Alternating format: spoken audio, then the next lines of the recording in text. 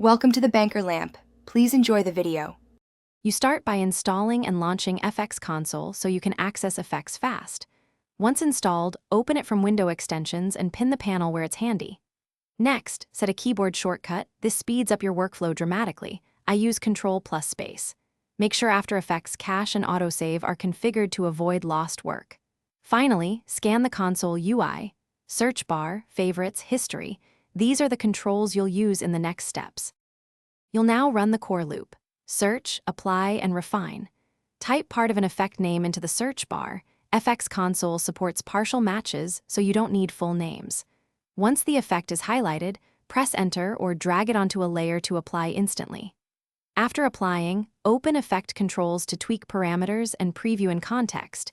If you like the result, save it as a preset so future application is one keystroke. Make sure to use favorites, and you finish by using FX Console's batch tools and housekeeping.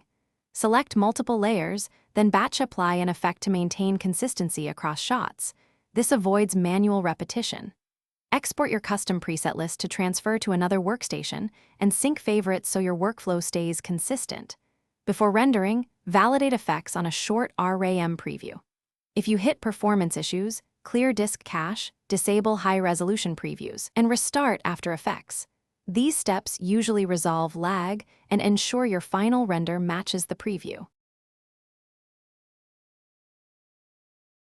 Thanks for watching. If this was helpful, leave a like and consider subscribing. See you next time.